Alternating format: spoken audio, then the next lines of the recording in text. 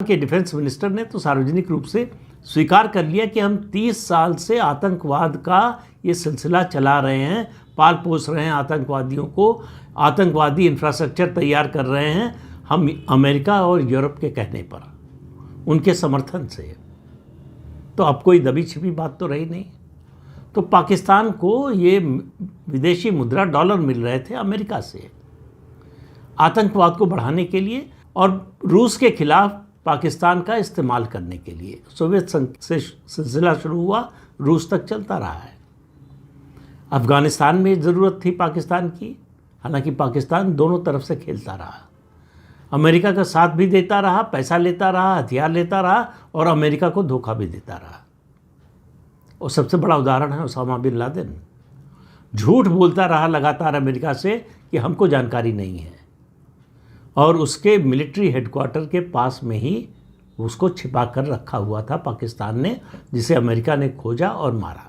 तो डॉक्टर कैसर कह रहे हैं कि पाकिस्तान का बैंकिंग सिस्टम का 80% बैंकिंग सिस्टम फॉरेन ओन्ड है, मतलब उसकी मालिक जो है, जो पूरा बैंकिंग सिस्टम है उसमें 80% का मालिकाना हक विदेशियों के हाथ में है। चाहे विदेशी कंपनियां हो, चाहे विदेशी सरकारों के संस्थान हो, उनके हाथ में है।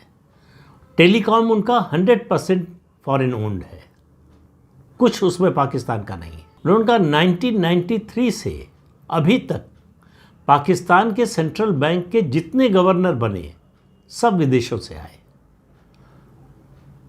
कोई देशी आदमी जो है वो पाकिस्तान के सेंट्रल बैंक का गवर्नर नहीं बना। इसलिए आप समझ लीजिए पाकिस्तान की अर्थनीति कौन चला रहा था।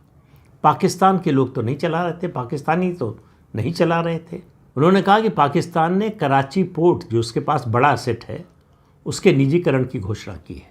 इसके अलावा सऊदी अरब की एक टीम आकर पाकिस्तान के जितने बड़े हवाई अड्डे हैं सबका दौरा निरीक्षण कर चुकी है। इनमें से 3 बड़े एयरपोर्ट बिकने वाले हैं, सऊदी अरब खरीदने वाला है।